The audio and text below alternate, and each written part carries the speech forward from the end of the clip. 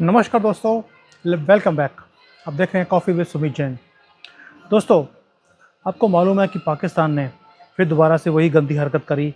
हमारे जो फ़ौजी हैं उनको शहीद किया।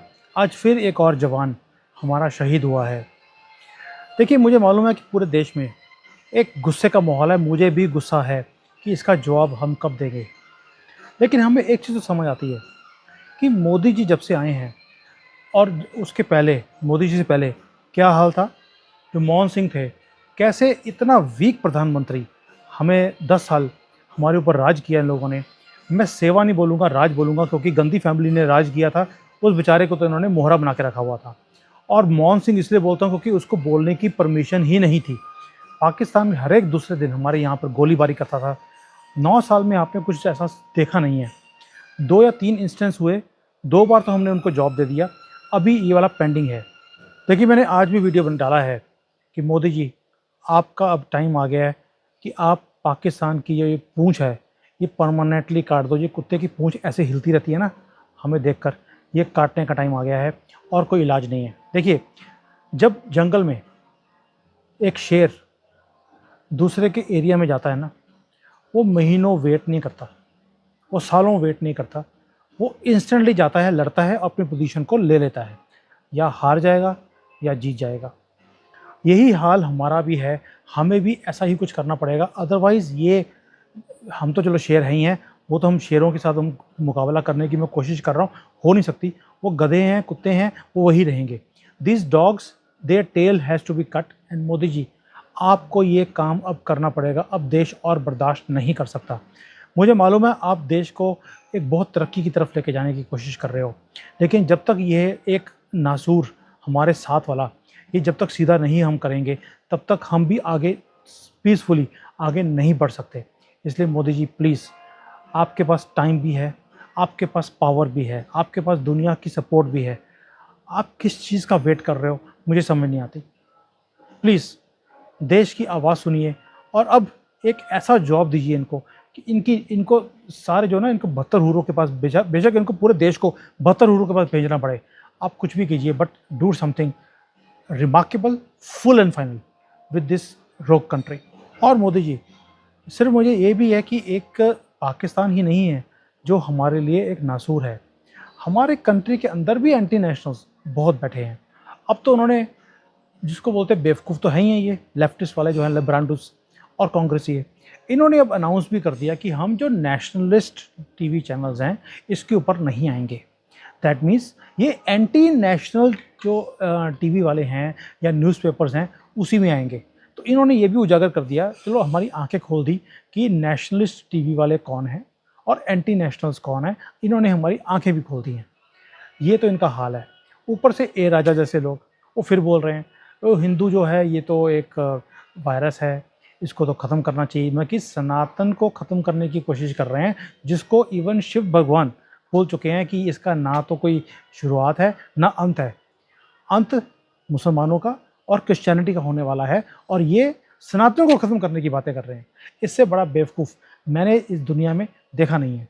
तो आपको लड़ाई इनसे भी करनी पड़ेगी, जो देश के अंदर ये जो विभाजन करने की ताकतें बैठी हुई हैं, जो कहते हैं गज़वे हिंद, क्रिश्चियन नेशन, पता नहीं कहाँ से ये क्या सूंघ कर आते हैं, मुझे आज तक समझ नहीं आई। और जो एंटी नेशनल्स हैं, इसकी भाषा पाकिस्तान भी बोलता है। अब उन्होंने जो हिमाचल में हमारे यहाँ पे फ्लड्स आए थे, उसके ऊपर बोला कि देखिए जी, इनके तो यहाँ पे फ्लड्स आ रहे हैं, पूरा हिमाचल डूब गया। अब हिमाचल का तो डूबना तय था, क्योंकि कांग्रेस बैठी है वहाँ पर, तो सुधार तो हो नहीं सकता। उन्होंने बोल दिया ये जो सब कुछ हो रहा है इसलिए हो रहा है बिकॉज़ वहाँ पर मुसलमान आने की कोशिश कर रहे थे, हिंदुओं ने उनको भगा दिया, अल्लाह नाराज़ हो गया, इसलिए वहाँ पे बाढ़ आ गई और सारे घर टूट गए। अरे भाई, आपका जो सबसे बड़ी जो रैत है, जिसको हम बोलते हैं, अल्लाह ने जो एक कसूर किया सबसे बड़ा, वो था मुसलमान बनाना, पहली बात तो। दूसरा कसूर ये किया, पाकिस्तान बना दिया। उससे बड़ी मार दुनिया को और क्या मिल सकती है कि पाकिस्तान की क्रिएशन हो गई, मुसलमान, वो भी मुसलमान के बेस पे। तो इसलिए हमारे यहाँ पर जो हो रहा है, आपको चिंता करने की ज़रूरत नहीं है कि वो अल्लाह ने हमारे ऊपर ये कहर मचा दिया। आपका तो पूरा कंट्री कहर है। आपकी तो जो हुक्मरान है, उन्होंने आपके ऊपर इतना कहर मचाया हुआ है, उसका भी कुछ सोच लेते बेचारों, हैं। आपका 300 रुपये तो तेल चला गया, 300 पे आपकी करेंसी है, बल्कि आपको आटे की लाइन में लगना पड़ रहा है, गैस आपको मिलती नहीं है और आपको चिंता है कि अल्लाह ने हमारे साथ क्या कर दिया। पाकिस्तान की टीम आपकी भारत से, आपको मालूम नहीं है, 200 सवा 200 रन से हारी है सिर्फ, और श्रीलंका से भी हार गए, एशिया कप से बाहर हो गए। टाइगर आप अपने आप को बोलते हो, टाइगर नहीं हो। आपकी वैल्यू एक कुत्ते की तरह है, जो गली का कुत्ता होता है, ना घर का ना घाट का, वो पाकिस्तान में तुम्हारा हाल है। अल्लाह ने तुम्हें इसी लायक बनाया है और इसलिए तुम्हें एक गधों वाली जगह दे दी, जिसका नाम है पाकिस्तान। वहीं पे अपना ढूंढारा पीटते रहो और तुम्हें दुनिया में कोई पूछने वाला है नहीं। अब जैसी भाषा पाकिस्तान बोलता है, वैसी ही भाषा आप देखोगे हमेशा कांग्रेसी बोलेंगे। अभी आपने उनका ट्विटर हैंडल देखा होगा, उसमें कांग्रेसी ने बोल दिया कि देखिए, भारत की इतनी बुरी हालत हो गई है कि जो भारतीय लोग हैं उनमें से 47% लोगों ने अपनी जो जीवन बीमा है उसको कैंसिल करवा दिया, क्योंकि महंगाई बहुत ज़्यादा हो गई है। जो पहले खाने की थाली जो ढाबे में 60 रुपये की मिलती थी, अभी वो 100 रुपये की हो गई है। लोग अफोर्ड नहीं कर सकते, इवन तो कि उनकी इनकम जो है वो डबल होते ज़्यादा हो चुकी हैं सैलरीज, लेकिन लोग अफोर्ड नहीं कर पा रहे। उन्होंने इंश्योरेंस बीमा कैंसिल करवा दिया। आपको अभी मुझे आंसर देना है इस चीज़ का भी, आप लाखों लोग हैं जो हमारे यूट्यूब पे आते हैं, आप में से कितने लोग हैं जो अपनी इंश्योरेंस पॉलिसी है उसको इसलिए कैंसिल करवा दिया, कैंसिल भी कराया कि नहीं कराया, और इसलिए कैंसिल करवा दिया क्योंकि महंगाई बहुत ज़्यादा हो गई है, जैसे कि राहुल गांधी बोल रहा है। इसको जरा जवाब देना ज़रूरी है। अगर आप भी एंटी नेशनल हैं तो आप चुप रहिए, अगर नेशनलिस्ट हैं तो मुझे जवाब देना ज़रूर है, with tag to Rahul Gandhi, कि भैया कौन झूठ बोल रहा है और कौन सच बोल रहा है। ओके। एक और झूठ कांग्रेस ने जो बोल दिया इसके बाद, वो था कि जी देखिए 20,000 करोड़ कांग्रेस मोदी गवर्नमेंट ने खर्च कर दिए ये G20 2 दिन की बैठक के ऊपर। उसका भी खुलासा हो गया है। 120 मिलियन डॉलर्स सिर्फ खर्चे हैं गवर्नमेंट ने, 20,000 करोड़ नहीं खर्चा। और इनका प्रिय मित्र जो है अपना चाइना, इन्होंने 24 बिलियन डॉलर खर्चे थे G20 कराने के लिए। इवन कि कनाडा ने भी जो कराया था तो 1 बिलियन डॉलर खर्चा था, और हमने 120 मिलियन में ही काम पूरा कर दिया है। और कांग्रेसियों, तुम कितना झूठ बोलोगे, हर रोज़ झूठ बोलते हो, ऊपर वाले को जाके जवाब देना नहीं। वैसे तो मुझे मालूम है आपने, क्योंकि वापस आना नहीं है, क्योंकि आप तो मुसलमान हो, एक बार जन्म लेते हो, वो बोलते हैं अल्लाह की कसम खाते रहो, हमने कौन सा वापस आना है, ऊपर बहुत तरह हो रहे हैं, हमें मिल ही जानी है। तो इसलिए इनको फ़र्क नहीं पड़ता, और इनको पता भी है कि अल्लाह फर्जी है। अगर उसकी झूठी कसम खा भी लेंगे, क्या फ़र्क पड़ने वाला है, उसने कौन सा कुछ करना है, वो है ही नहीं। तो ये हालत है कांग्रेसियों की, ये हर रोज़ चपेड़े खाते हैं हमारे से, लेकिन इतने बेशर्म हैं, इनको अकल नहीं आ सकती। जैसे पाकिस्तानी हैं वैसे ही कांग्रेसी हैं। लेकिन मोदी जी हैं, ये भी जो जवाब देते हैं ना, चपेड़े मार मार के देते हैं। आपको मालूम है सऊदी प्रिंस आया था यहाँ पर, अब वो मोदी जी ने बोला भाई तुमने बोला था 100 बिलियन डॉलर तुम यहाँ पे इन्वेस्टमेंट करने वाले हो, क्या हुआ उसका? बोला Modi ji I am sorry, 2019 में मैंने बोला था मैं ये सारे प्रोजेक्ट्स को रिवाइव करता हूँ, तो 8 जो सेक्टर्स हैं उसके अंदर वो इन्वेस्टमेंट्स करने वाले हैं। अब वो तो इन्वेस्टमेंट कर रहे हैं यहाँ पर, और जो पाकिस्तान है वो ताक रहा था कि भाई ये जाते जाते हमारे पास भी आएगा, मोहम्मद बिन सलमान, वो गए नहीं, और ये पंक्चर लगा रहे हैं अपने पिछवाड़े में जो फटी पड़ी है इनकी। ये हालत है पाकिस्तान की, और ये जितने मर्जी कोशिश करते रहें, इनका पिछवाड़ा कभी भी अब सिल नहीं सकता, जितने मर्जी पंक्चर लगा ले। हमने भी हर रोज़ इनके पिछवाड़े में छेद करते रहना है, क्योंकि ये मोदी जी हैं, जो मनमोहन सिंह की गवर्नमेंट नहीं है, समझे। लेकिन मेरे एक ही सवाल है पूरे भारतीयों से और मोदी गवर्नमेंट से भी, कि भी आप बाइडन के पीछे लगे हो, बाइडन के आपने पूरा प्रोटोकॉल भी दिया, सब कुछ दिया। मैं मानता हूँ कि वो प्रेसिडेंट है एक बहुत बड़े और बहुत स्ट्रॉन्ग कंट्री के। क्या बाइडन खुद स्ट्रॉन्ग है? भी मैं आपको 2-3 उदाहरण देता हूँ कि उसका क्या हाल है। अभी वो हमारे यहाँ पे G20 के बाद वियतनाम गया, वहाँ जाके उन्होंने मीटिंग्स करी और ट्विटर पे डाल दिया, it was very good to meet with the president of Vietnam. बाद में उनको डिलीट करना पड़ा, क्यों? क्योंकि जो फ़ोटो थी वो वहाँ के प्रेसिडेंट की नहीं थी। जिस आदमी को ये ना पता हो कि दूसरे कंट्री का प्रेसिडेंट कौन है कौन नहीं है, वो आपका क्या करेगा? वो तो अपने आप को प्रॉपरली रिप्रेजेंट नहीं कर सकता। क्या आपको नहीं लगता कि आप बहुत ज़्यादा अमेरिका के ऊपर डिपेंड कर रहे हैं, जबकि अमेरिका डिपेंडेबल है ही नहीं? अगर चाइना के ऊपर हम डिपेंड नहीं कर सकते तो अमेरिका के ऊपर भी डिपेंड नहीं कर सकते। मुझे लगता है कहीं ना कहीं हम इस चीज़ में कुछ गलती कर रहे हैं। ऊपर से जो अमेरिका है उसकी जीडीपी जो होल्ड था इसका कि 30% से ज़्यादा दुनिया की जो जीडीपी है उसके ऊपर होल्ड था, अमेरिका कंट्रीब्यूट करता था। अभी वो 20-21% पे आ गया है। गरीबी अमेरिका में बढ़ती जा रही है, लोग अपना खाना अफोर्ड नहीं कर पा रहे। ये उस कंट्री का हाल है जो अपने आप को सुपर पावर बोलता है, और हम उसके ऊपर डिपेंड होते जा रहे हैं। हमने आर्म्स की डील्स भी कर ली इनके साथ। हम वो सब कुछ कर रहे हैं जो हमने कभी भी आज तक किया नहीं था। मुझे लगता है कहीं ना कहीं we have to change our policies, otherwise they are not dependable at the moment. क्यों? इनकी वो जो टीथ हैं, जो दांत हाथी के दांत दिखाने की और खाने की और वो वाली हालत अमेरिका की हुई पड़ी है। दूसरी तरफ हम देखते हैं चाइना को। देखिए अमेरिका में अभी जैसे एप्पल है, उन्होंने अपना आईफोन निकाला। मैं ये वीडियो इसलिए आपके साथ शेयर कर रहा हूँ ये वाला एग्जाम्पल, ताकि इंडियन जो बिजनेसमैन है इनको कुछ समझ आए कि दुनिया में अपना दबदबा कैसे बनाया जाता है। आईफोन ने अपना फ़ोन निकाला, चाइना में एक फ़ोटो निकाल दी कि देखिए आईफोन निकाल रहा है, और इधर देखिए आप हमारा हुआवे, इसने अपना मोबाइल निकाला है जिसमें हम सैटेलाइट फ़ोन भी यूज़ कर सकते हैं। क्योंकि they are try to compare कि आईफोन अभी भी पुरानी बातें कर रहा है, हम कहाँ से कहाँ पहुँच गए हैं।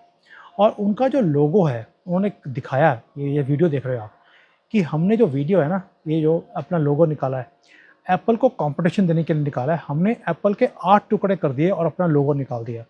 This is how they project themselves कि हु आर वी।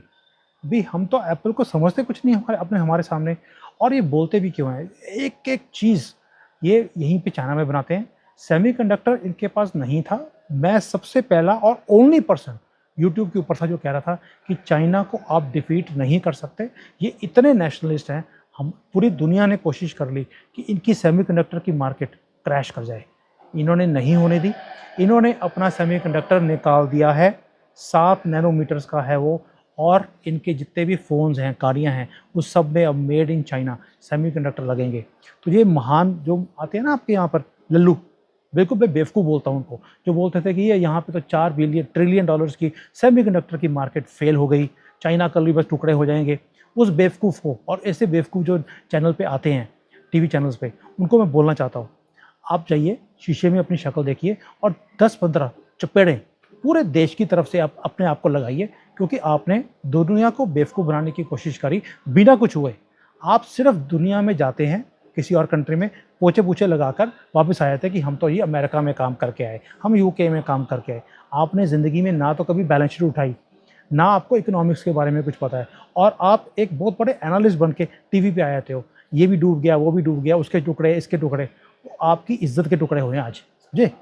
तो ये मैं इंडियन बिजनेसमैन को बोलना चाहता हूँ, अगर आपको आगे बढ़ना है, आपको कंपटीशन की लाइन, ये नहीं कि दूसरे की लाइन में आपको फॉलो करना है, अपनी लाइन खींचनी पड़ेगी। मैं कंपनीज़ में यहाँ पे कंसल्टिंग करता हूँ, जहाँ पे भी करता हूँ, मैं भारत में भी की है। मैंने हमेशा लाइन अपनी खींची है। मैंने ये नहीं देखा कि दूसरा आदमी क्या कर रहा है उसकी कंपटीशन में मैं खुद घुस जाऊँ, कभी भी नहीं।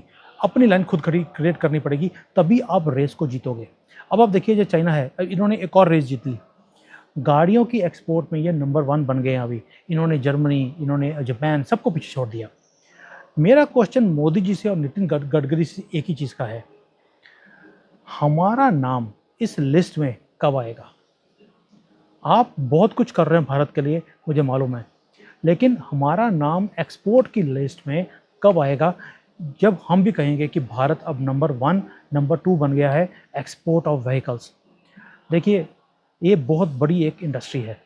जब तक हम मोबाइल्स में, लैपटॉप्स में, इलेक्ट्रॉनिक्स में, गाड़ियों में हम अपना ब्रांड खड़ा नहीं करेंगे, हमारा दबदबा पूरे वर्ल्ड में नहीं बनेगा। चाइना का दबदबा इसीलिए है, और ये रेस में भी जीत रहे हैं क्योंकि इन्होंने अपने ब्रांड बनाए। आपको जानकर हैरानी होगी, भारत के पास अभी भी अपना कोई ब्रांड नहीं है मोबाइल्स में, लैपटॉप्स में। गाड़ियों में हमारे पास 2 या 3 ब्रांड हैं, जैसे टाटा हो गया, महिंद्रा हो गया, 1-2 और होंगे। चाइना के पास गाड़ियाँ बनाने वाली कंपनियाँ 200 हैं लोकल ब्रांड्स चाइनीज़, और जो बाइक बनाते हैं, जो ई बाइक है, उसकी 4000 कंपनियाँ हैं, 4000 ब्रांड हैं यहाँ पर जो ई बाइक्स बनाते हैं। भारत में कितने ई बाइक वाले हैं? 5-6 कंपनियाँ होंगी, 10 होंगी। तो आप कहाँ तो 4000 कंपनियाँ, 4000 ब्रांड, कहाँ 10? ऐसे मुकाबला नहीं चलता है। तभी यहाँ पर कंपटीशन भी है। जो बाइक भारत में ई बाइक 60,000 की आती है, वो यहाँ पर 8,000 के रुपए की बिकती है मार्केट में। ये फ़र्क है, यही कंपटीशन लेके आता है, तभी ये इनका दबदबा पूरी दुनिया में है। जब ये 8,000 की यहाँ पे मार्केट में बेची जा रहे हैं, जब ये एक्सपोर्ट करते हैं, आप वहाँ पर एक्सपोर्ट करोगे 60,000 रुपये की, 60,000 रुपीज़, ये 8,000 रुपीज़ में, how will you compete? Compete करने के लिए आपको कंपटीशन को फेस करना पड़ेगा। ये नहीं कि भाई जहाँ से सस्ता मिलता वहाँ से लिया और बेच दिया और जो चीज़ 4 पैसे बना लिए। इसीलिए भारत तरक्की नहीं करता है। और मैं ये क्यों बोल रहा हूँ? क्योंकि जो चाइना का जो डाटा आया अभी कि भारत का इंपोर्ट चाइना से वो बढ़ता ही जा रहा है। और ये नंबर्स दिखा रहा हूँ आपको मैं, ये नंबर्स इतने नहीं हैं, ये दुगने तिगने नंबर होंगे, क्योंकि अंडर बिलिंग पे माल सारा चाइना से आता है, बाकी हवाले में पैसे चाइना में वापस जाते हैं। और हमारे हिंदुस्तान के लोग, हमारे इंपोर्टर्स इस काम में लगे हुए हैं, हमारे कस्टम वाले इसके भी फंसे हुए हैं कि भाई कैसे, इनको भी मालूम है कि माल कोई और आता है, बिलिंग किसी और चीज़ की होती है। और मोदी जी जितनी मर्जी कोशिश कर लें, ये जो लोग हैं जो भारत में तरक्की होने ही नहीं देना चाहते, क्योंकि हमारे सिस्टम्स इतने सड़े हुए सिस्टम्स बनाए हुए हैं कांग्रेस ने, हर जगह में लूप होल्स हैं, ये हमारे देश को तरक्की करने नहीं देते और चाइना को हम सपोर्ट करते जा रहे हैं।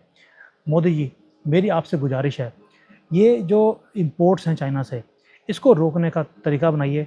और जो ये इधर डॉगी हमारी इधर वेस्टर्न साइड पर है, पाकिस्तान नाम का कुत्ता, इसकी पूंछ अब आप काट दीजिए, तभी हमारे देश में तरक्की तेज़ी से हो सकती है। हम भी पीसफुली एक ही काम करेंगे कि अपने देश में तरक्की लेके आएंगे। दोस्तों, अगर आपको भी भारत की सरकार में कोई जानता है, अब ये वीडियोस को मैं तो फॉरवर्ड कर ही रहा हूँ, आप भी फॉरवर्ड कीजिए, शेयर कीजिए, लाइक कीजिए, कमेंट कीजिए और अपने दोस्तों को जगाइए। जय हिंद, वंदे मातरम।